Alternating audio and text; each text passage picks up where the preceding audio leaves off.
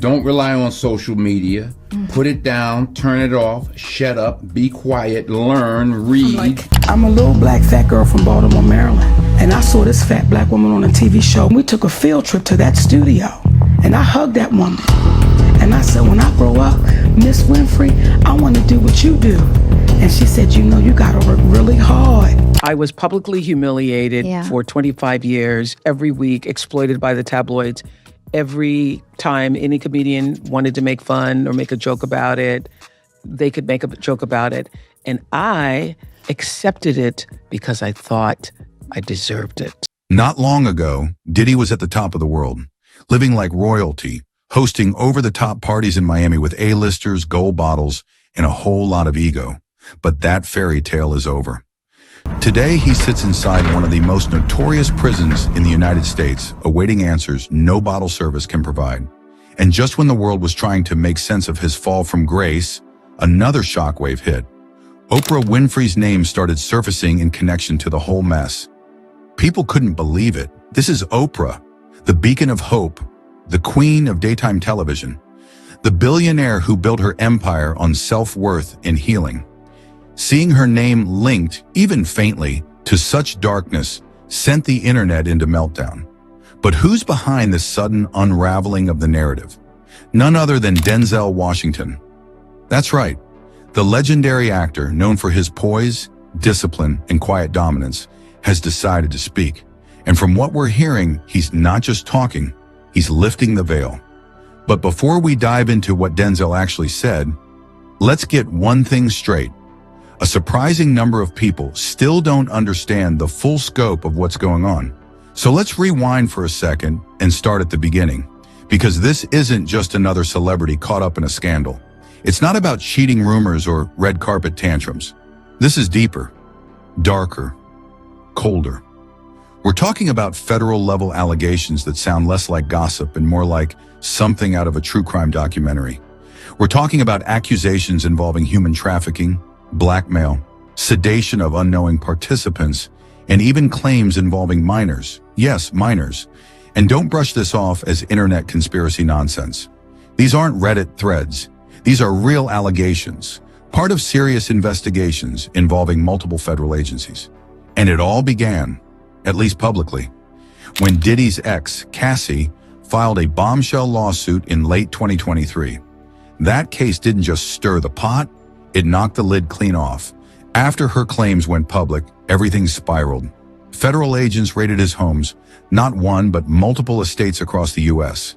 And what they reportedly found? It was jaw-dropping. Forget luxury decor and celebrity memorabilia.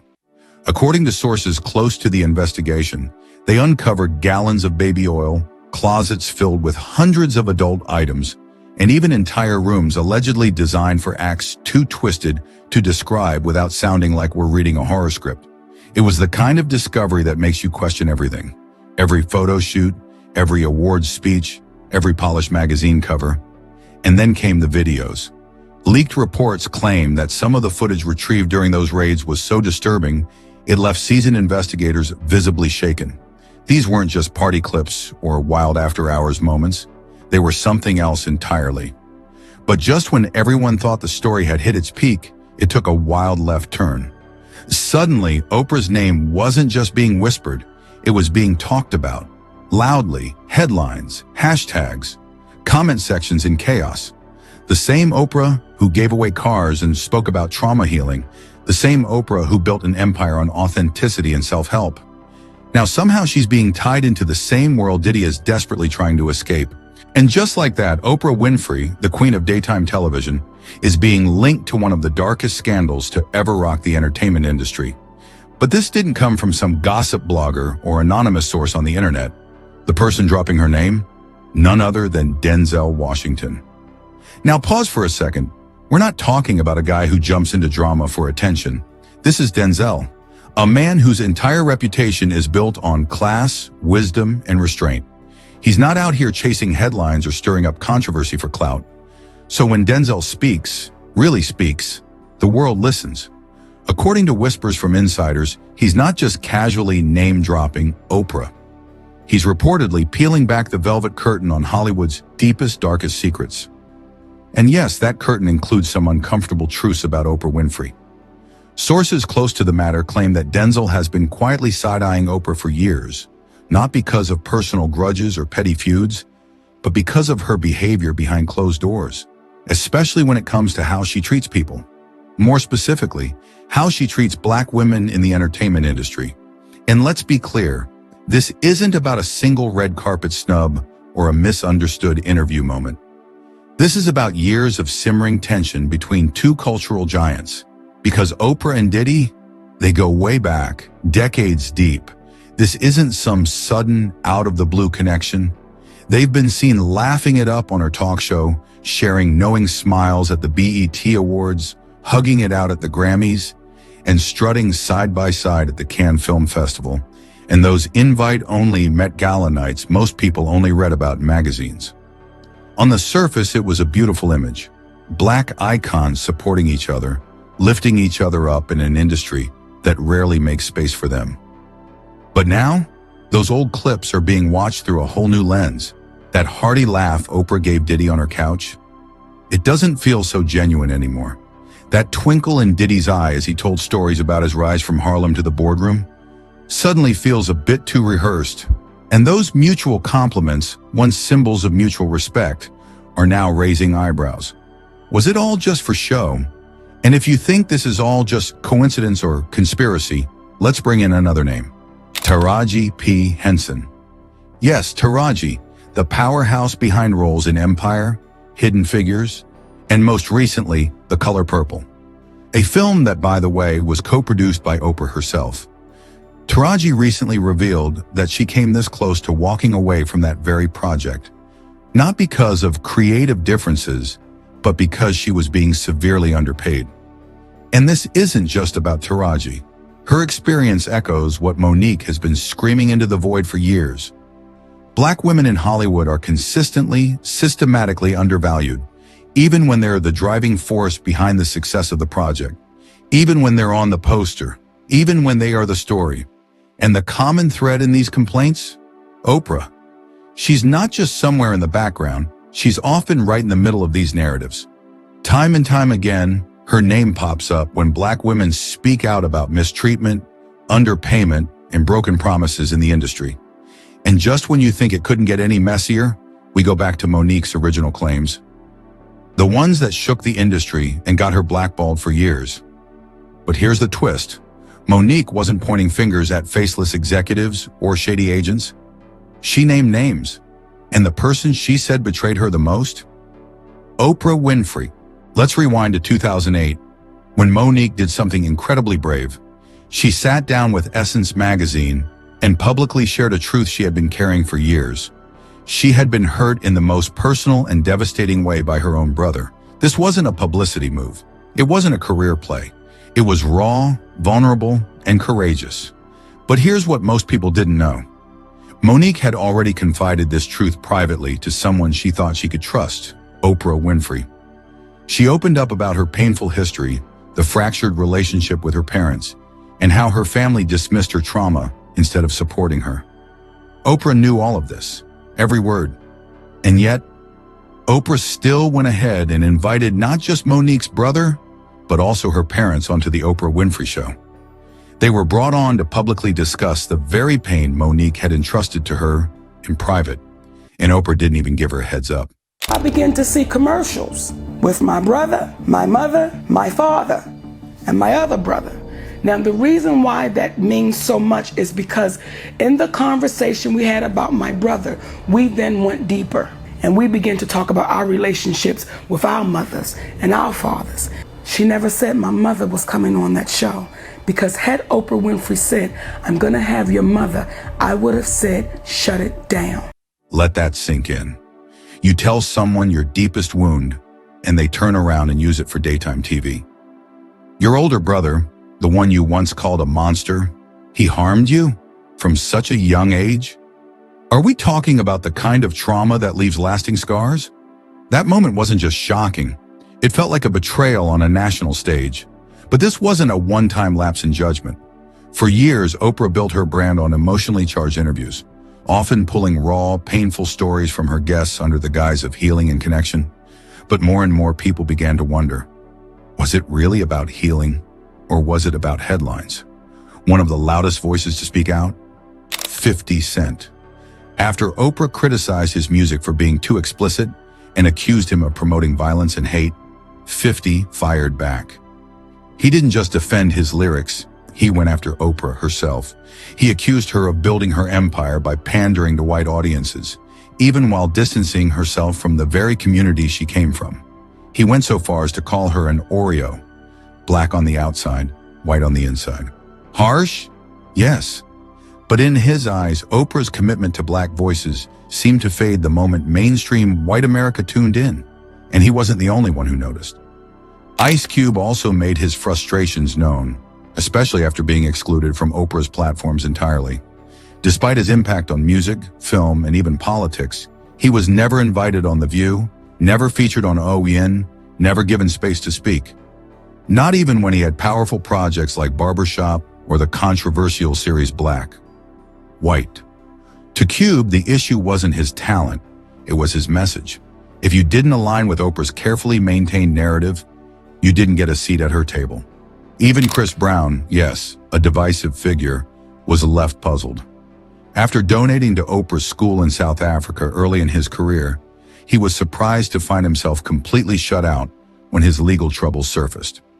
Oprah publicly stood by Rihanna, offering her space and support, while distancing herself from Chris entirely. He didn't expect forgiveness, but he hoped for fairness, or at least a moment of grace. And then came the infamous James Frey incident. Oprah had once boosted Frey's memoir, A Million Little Pieces, turning it into a massive bestseller through her book club. But when it turned out Frey had embellished parts of his story, Oprah didn't just quietly retract her endorsement. She dragged him back onto her show. And this time, she didn't greet him as a friend. She grilled him like a prosecutor, live in front of millions. Some praised her for demanding truth. Others felt she crossed a line, turning personal redemption into public spectacle. And just when you think the list ends there, there's Ludacris. Here's where things take an even darker turn. Gene Deal, Diddy's former longtime bodyguard, didn't just speak out.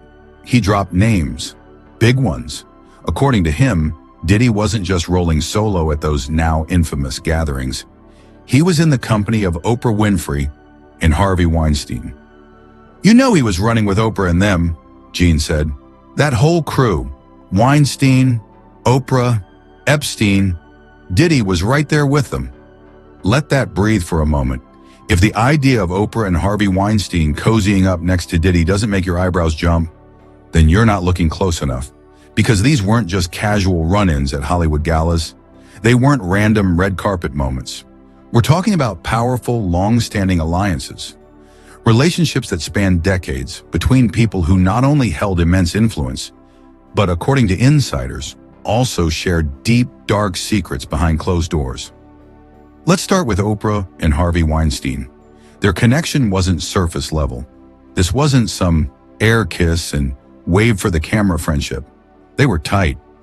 Oprah hugged him, kissed his cheek, smiled beside him. But that's just what the public saw. Behind the scenes, they collaborated on films, shared professional ties, and, by many accounts, were part of the same elite circle. What makes this even more unsettling is the timing. Because long before Harvey's empire crumbled, long before the tidal wave of survivors stepped forward, there were already whispers about his behavior, whispers that were loud enough for anyone in the industry to hear. And yet, Oprah stayed close. And when the dam finally broke, when over 50 women publicly accused Weinstein of predatory conduct, Oprah didn't come out with a strong condemnation. She didn't name names. Instead, she gave a polished, abstract speech about systemic mistreatment in the industry. I always try to find the rainbow in the cloud, the silver lining, she said during an interview. What I do know for sure is that when something this major happens, when you have the fallout of 50 women coming forward, it's a watershed moment. Inspirational? Maybe. Direct? Not at all. And then came the shocker. Harvey Weinstein himself told the press that Oprah personally called him to offer her support after the floodgates opened.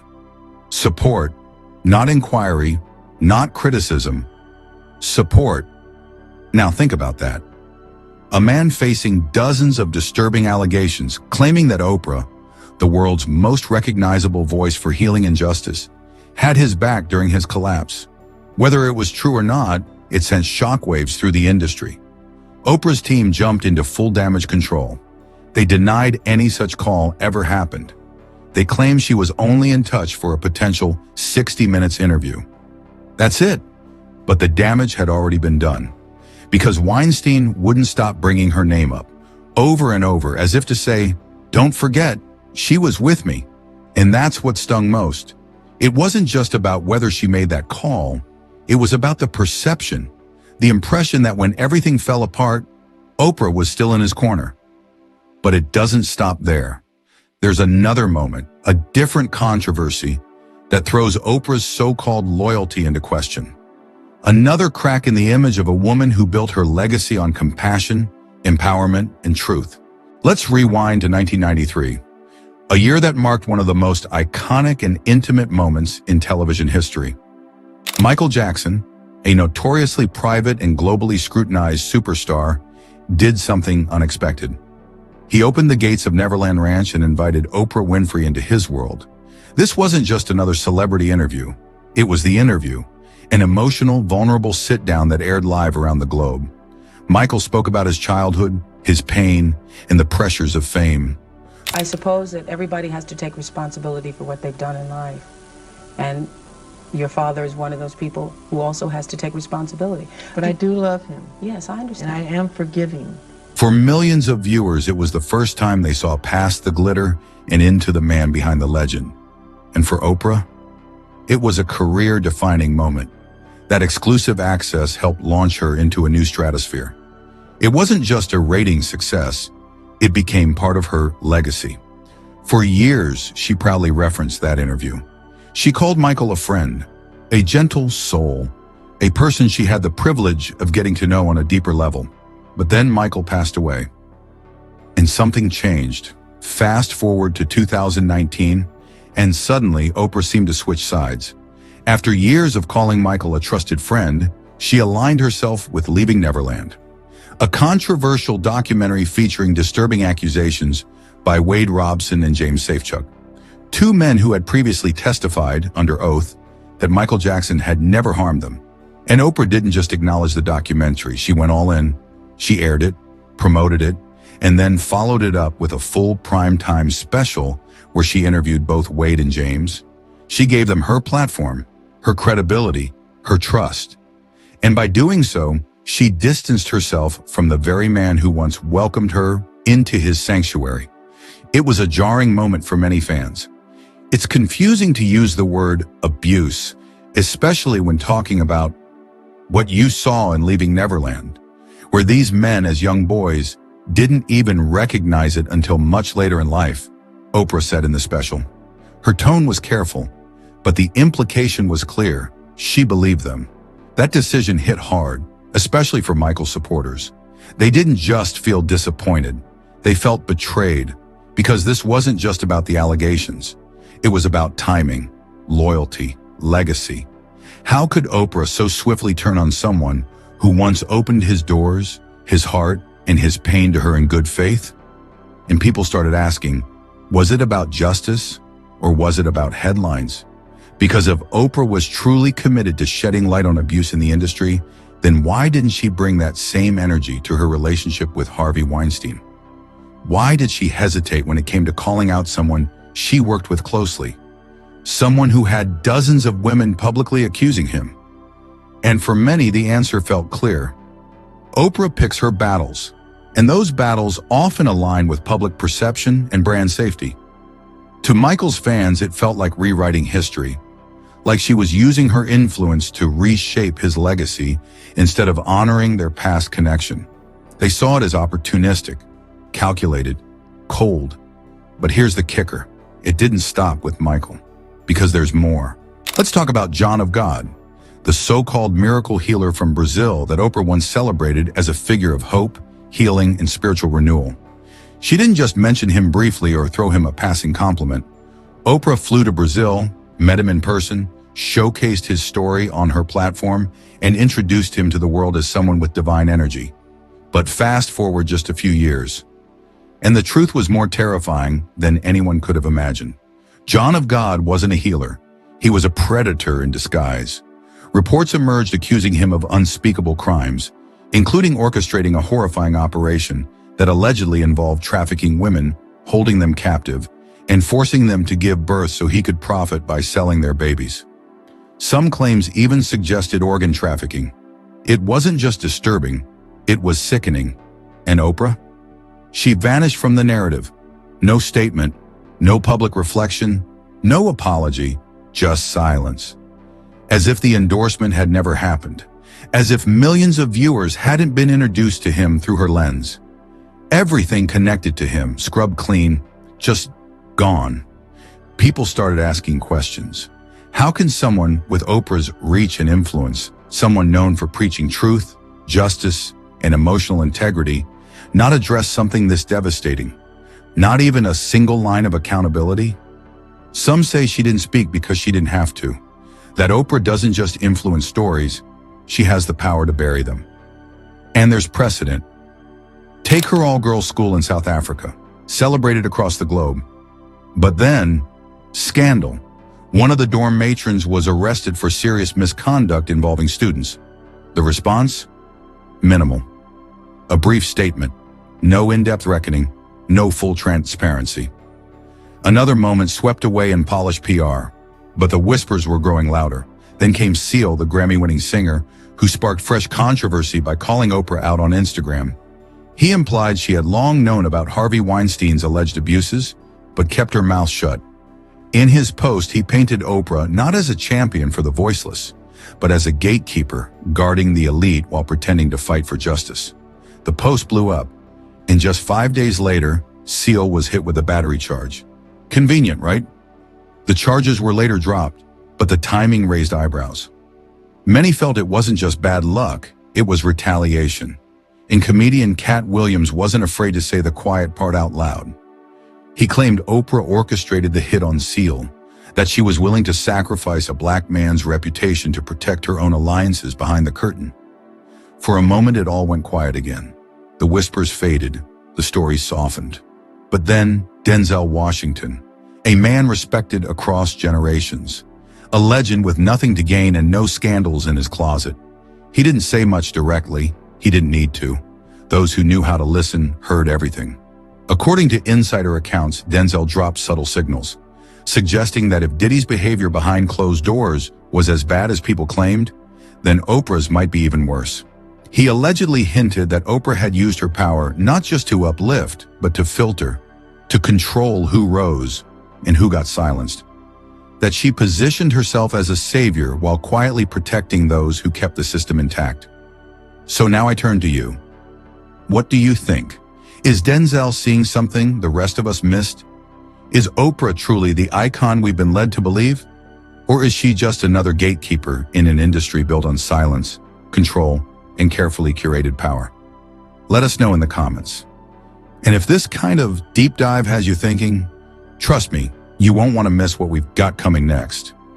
Hit that subscribe, check out the other videos, and stay locked in.